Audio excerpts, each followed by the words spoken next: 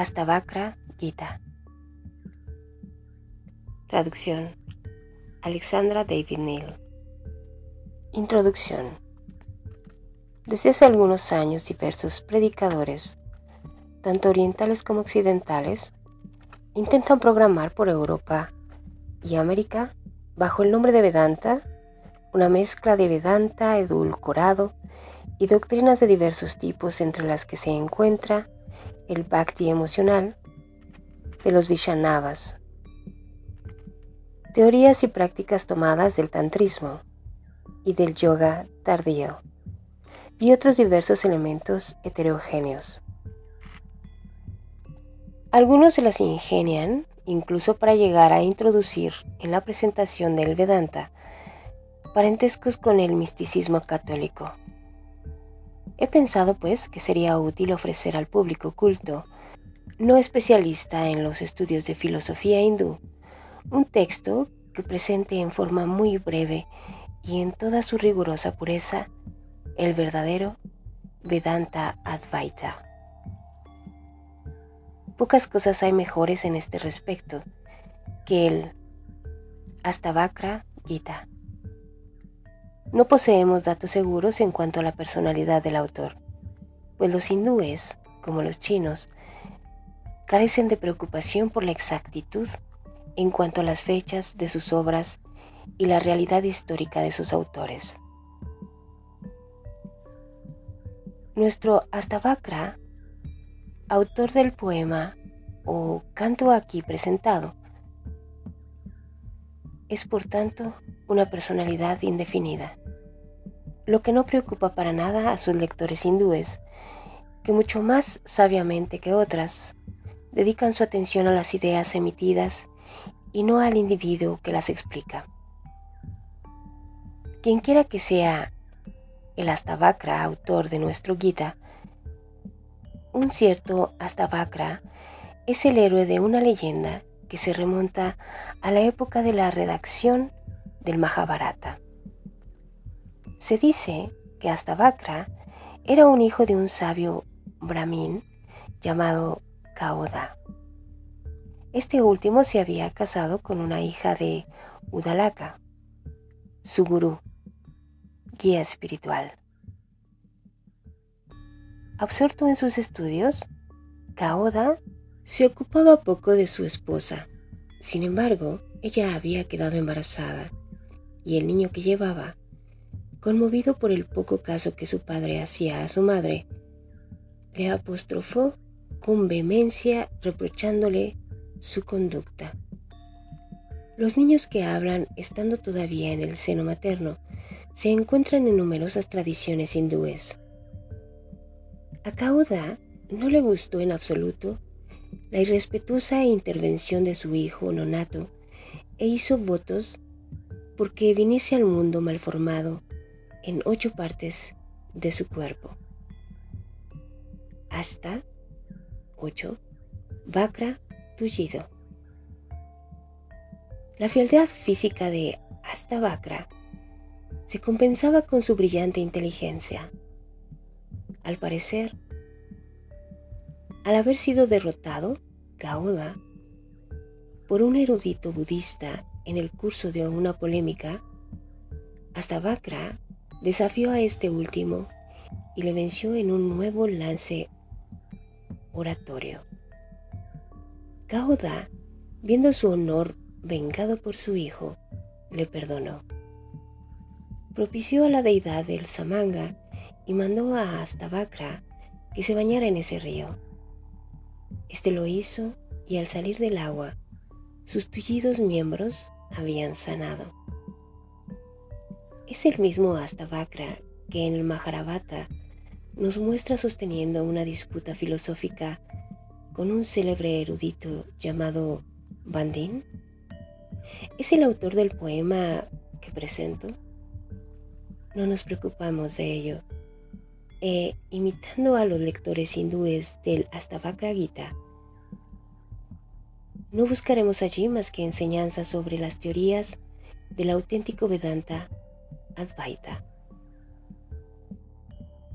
El Vedanta Advaita es la más alta de las filosofías que la India incluye entre sus afamadas escuelas ortodoxas.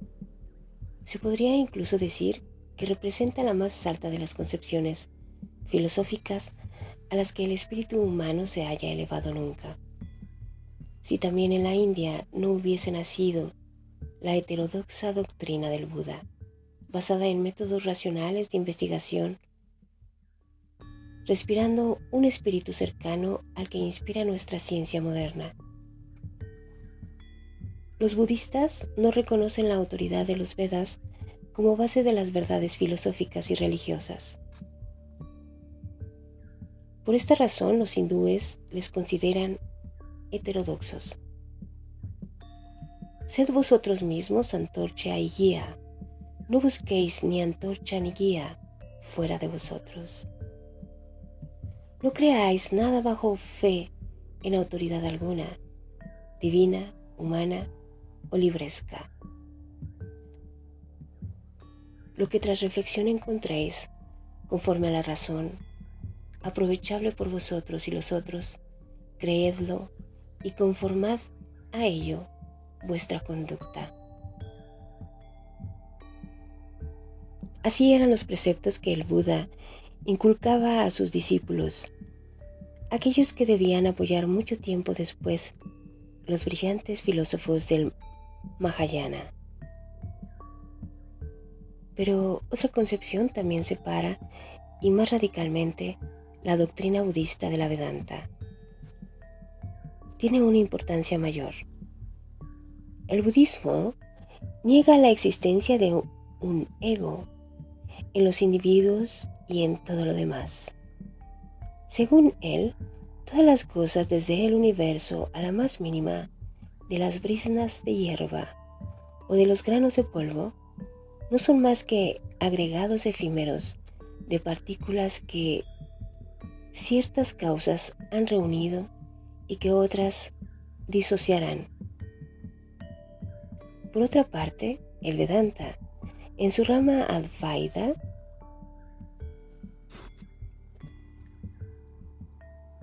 el Vedanta significa el fin o grado último de los Vedas y se considera basado en los Upanishads.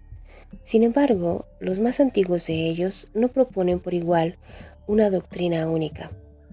Allí se pueden espigar puntos de vista diferentes y ese hecho ha permitido constituir a eruditos y filósofos doctrinas diferentes que pueden reivindicar una legítima afiliación con los textos de uno u otro de los Upanishads.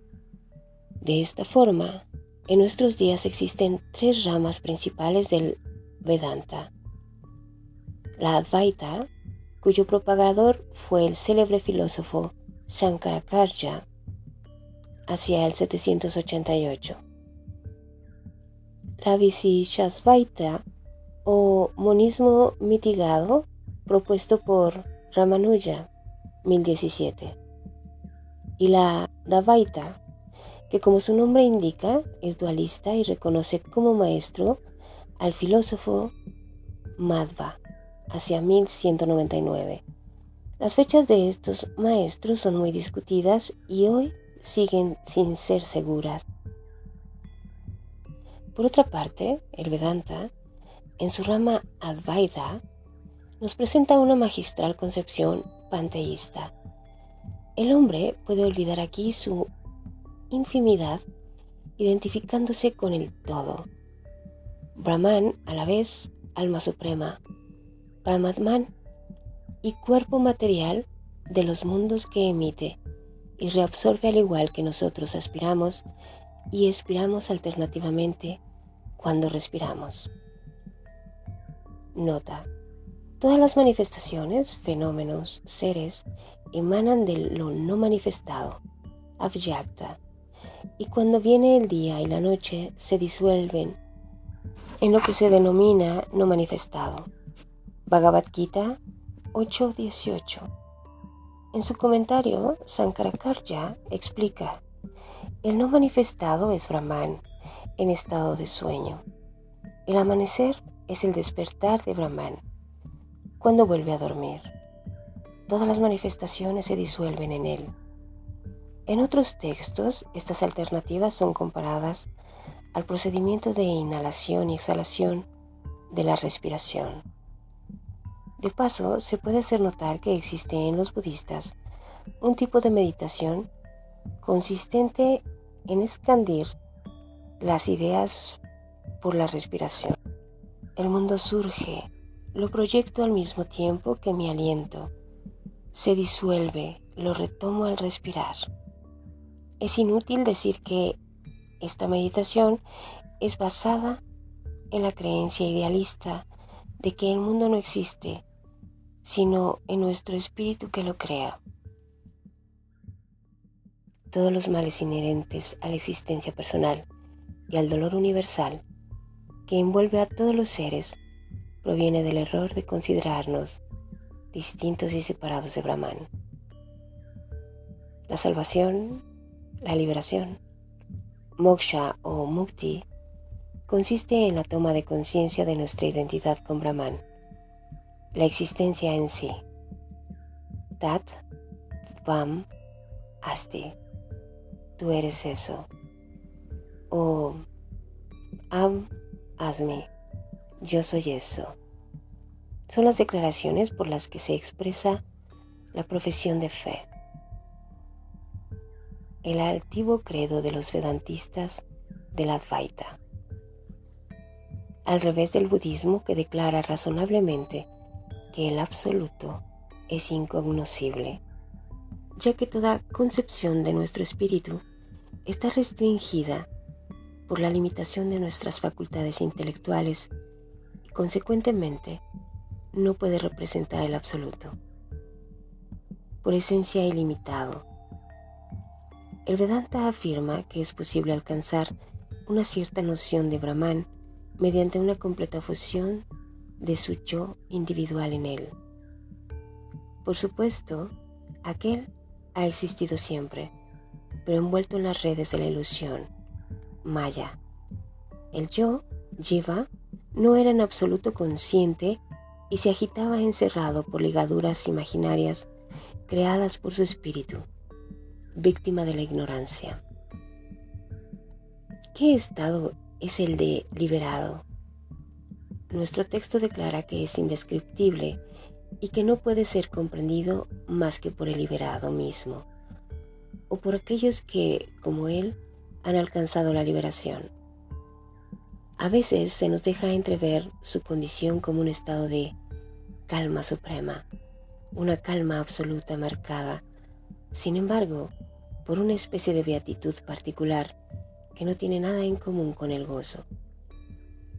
Podemos relacionar esta beatitud con la atribuida a Brahman, de la que se dice que es Sat Chit Ananda, existencia, inteligencia, beatitud.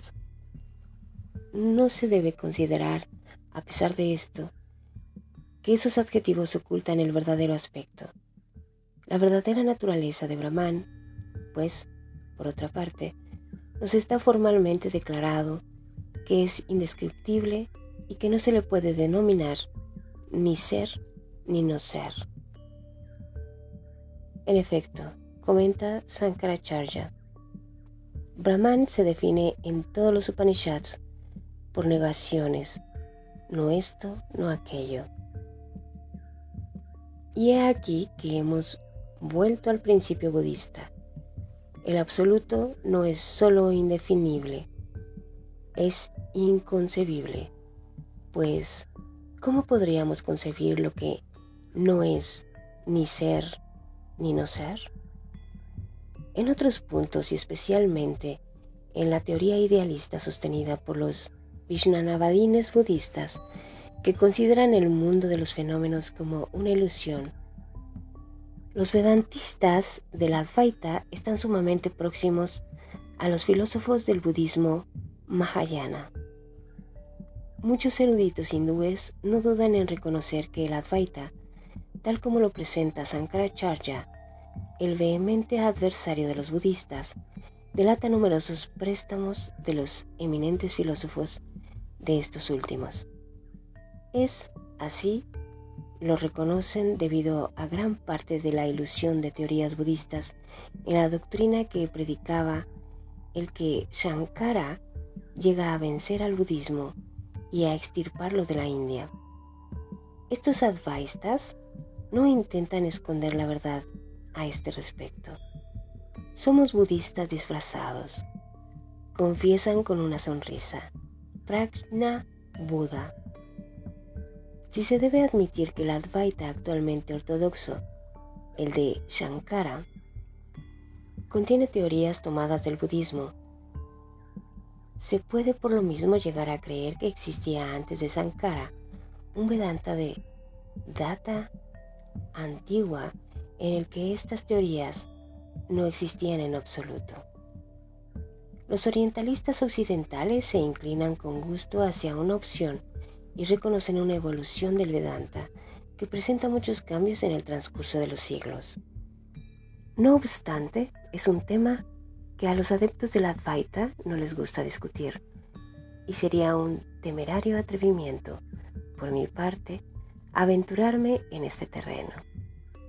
Mi único fin ha sido, como dije al principio de esta introducción, presentar al público culto un documento del más auténtico Vedanta Advaita. Al dirigirme a los lectores no especializados en estudios de filosofía hindú, he pensado que era mejor ofrecerles una traducción libre que encierre el texto, evitando un estricto palabra por palabra que en nuestra lengua habría sido oscuro y no permitiría al lector captar fácilmente el sentido de la enseñanza propuesta por Astavakra. Durante una de mis prolongadas estancias en la India, estudié el Astavakra Gita con un erudito en el Vedanta, Lal Vaishnath, magistrado, autor de una traducción inglesa comentada de este Gita. Me he inspirado en ella para las explicaciones que he añadido a mi texto. Yo misma he tomado notas leyendo el Astavakra con Shiva Saraswati, un sannyasin de Hardware. Preciosos concursos obtenidos de diferentes lados me han proporcionado la base sobre la que he establecido mi traducción, y gracias también a la ayuda que me han facilitado competentes hindúes, creo poder responder de la impecable ortodoxia vedantista de mi traducción y sus comentarios. 1951. Capítulo 1.